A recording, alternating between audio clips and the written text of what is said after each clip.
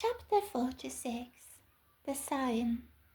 One sign above all others have come to represent the movement that started at Stonewall, the sign of the rainbow. The rainbow flag. The rainbow flag was designed by Gilbert Baker, an openly gay man and drag queen, and was first flown on June 25th, 1978. In 1994, the sign of the rainbow was adopted as the official symbol of gay pride. It soon became the ubiquitous symbol of the movement and all it represented, flown and recognized all over the world. But could even this be the manifestation of an ancient mystery? And could it go back to the gods? The original rainbow flag had 8 colors, each representing one of 8 elements of the movement. One would have expected the colors of the flag to represent such things as liberation, tolerance, respect, empowerment, or different people groups. But the flag and the colors of the rainbow it bore represented that which was altogether different. The flag was a representation of a strange assemblage of themes and elements that seemed to have little to do with one another. One would have been hard-pressed to find a common thread or unifying theme to bind them all together and make sense of it all, but there was a unifying theme and a common thread binding them all together: the goddess. Pink. It goes without saying that Ishtar was the goddess of sex. She was the embodiment of passion, lust, love, sexual desire, and sexual practices in every form. The first color of the original rainbow flag was pink. It represented sex. Red. From Ishtar came life. She was the source of all fertility and procreation, the fruitfulness of the earth, of animals, and of humanity. She was the wellspring of all the generative powers of nature. When she was in the underworld, the generation of life came to a standstill. Ishtar was the goddess of life. The second color of the rainbow flag was red. It represented life. Orange. The preeminent Mesopotamian goddess of healing was named Gula, but in time Ishtar appropriated from her the powers of healing, and Gula fell into obscurity.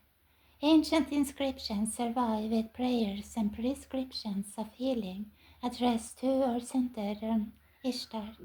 She is the one of whom it is written, "Take sickness away." It is written that her effigy was once carried as far away as Egypt to heal an ailing pharaoh. The third color of the rainbow flag was orange. It represented healing. Yellow. Ishtar was closely associated with the celestial lights. The morning and evening star would carry her name, Venus. And the moon was her father, but there was another celestial light that was intrinsically bound to her, the sun, the Assyrian sun. God was named Shamash, the Akkadian word for sun. He was Ishtar's brother. Ishtar was in fact the sun's twin sister. So strong is her identification with the sun that we can find a sun disk at her side in many of her carved images. The fourth color of the rainbow flag was yellow. It represented the light of the sun. Green. Ishtar was, as were many of the pagan gods, an embodiment of nature. She represented the vital forces of nature, the fruitfulness of the earth, the rain, thunder and storms of the heavens. She was among the prominent and central of all nature gods. The fifth color of the rainbow flag was green. It represented nature. Turquoise. As we have seen, Ishtar was deeply connected to the realm and practice of magic. Her name was especially invoked in the casting of spells and enchantments and what today would be known as the occult arts. She was the goddess of magic. The sixth color of the rainbow flag was turquoise. It represented magic. Indigo. Though Ishtar was the goddess of storms, on the other hand, because of it, it was to her altars that supplicants came, entreating her to grant them serenity. An old Babylonian hymn said this: "At her glance, serenity comes into being." The seventh color of the rainbow flag was indigo. It represented serenity. Violet. And of course, Ishtar was a spirit, just as the gods were typically viewed by their worshippers as spirits. Beyond that, we have seen the connection of the gods to the spirits, the Hebrew Shiddim and the Greek Daimonia. Thus the last color of the rainbow flag is of a special note, violet. It represents spirit. What kind of spirit it represented? The color violet was especially connected to Aphrodite, the violet crown goddess. Aphrodite was, of course, an incarnation of Ishtar. So the first color set the stage, as it represented sexuality. The last color summed it up. It represented the spirit of sexuality, the very goddess known from ancient times as Ishtar. Could there be more to the mystery? Rainbow Ishtar. Ishtar was goddess of the sky, queen of heaven, master of tempests, hurler of lightning bolts, giver of rain. The ancient hymn praises her for it. Loud thundering storm, you pour your rain all over the lands and all the people. She controlled the storm, she directed its every gust, every peal of thunder and every drop of rain. And as the rainbow was under her lordship and direction, there is an ancient Elamite inscription that reads, Mansat Ishtar. There is debate over whether the name Ishtar is to be taken just as it appears or as a generic noun. Nevertheless, the inscription translates to the name Rainbow Ishtar. The jewels of heaven. In the Epic of Gilgamesh, in the wake of a colossal rain and deluge, Ishtar also came. She lifted her necklace with the jewels of heaven. The necklace with the jewels of heaven have long been understood as the rainbow, so in the aftermath of the storm, the goddess lifts the rainbow up into the sky. Thus Ishtar has been credited as the creator of the rainbow. The goddess with rainbow eyes. Then there is the strange description of the goddess as contained in an ancient Babylonian hymn of her praise. Her eyes are multicolored and iridescent. The eyes of the goddess are of multiple colors like the colors of the rainbow. The ancient word is translated as iridescent. Iridescent comes from the Latin root iris, which means the Latin root iris, which means rainbow. Iris is also the name of the Roman goddess of the rainbow. Thus the eyes of Ishtar are like rainbows. As a rainbow. And then there is the myth of the goddess and the gardener. A gardener plants a tree under which the goddess lies down and falls asleep. While the goddess is asleep, the gardener rapes her.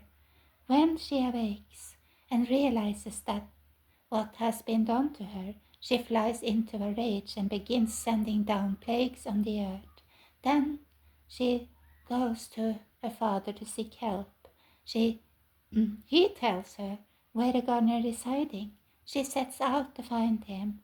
How she sets out on her mission of vengeance is striking. She stretched herself like a rainbow across the sky and reached thereby as far as the earth. So in order to accomplish her mission against the one who violated her, the goddess stretches herself like a rainbow across the sky. The goddess becomes as the rainbow. The rainbow becomes her mode of action and being. It became the means by which she executed her will. Ishtar is considered the first of the gods for whom we have written evidence.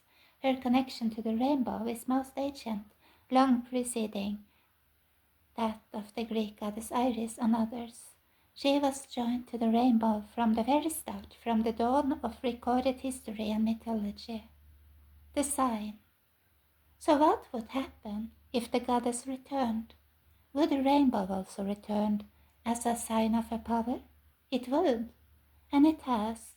It was no accident that the movement that had been birthed by the goddess should take as its symbol the sign of the goddess. Those who designed it, those who carried it, and those who adopted it to serve as the defining symbol of the movement had no idea of the connection. The movement that had crossed the boundaries of sexuality and altered the parameters of gender now adopted as its symbol the sign of the ancient goddess, who had crossed the boundaries of sexuality and altered the parameters of gender. The movement that had made June its sacred month of observances and processions was now covered with the sign of the goddess, whose sacred month of observances and processions most often began in June. The goddess had marked her resurrected religion and worship with the sign of her ownership. Banner of war. The goddess had stretched herself across the sky in order to punish her offender. The rainbow was a mode of war by which she exacted vengeance and judgment. So too behind the rainbow that began manifesting in the wake of Stonewall was an ancient goddess arming herself for battle, and it would be through that sign that her war would be waged. Those who paraded with it, those who wore it on their clothing, those who raised it outside their office buildings, those who disseminated it on the internet, and those who placed it on their products had no idea of the spirit that lay behind it or of the end to which it led. Behind its flowing colors was a banner of war. As in her ancient mythology, the rainbow would be the means and mode by which the goddess would again seek to exact vengeance on those whom she believed had wronged her, especially on those who had cast her out. Could a mystery that goes back to the temples of ancient Babylon actually be determining the cases, the workings, and even the rulings of the United States Supreme Court?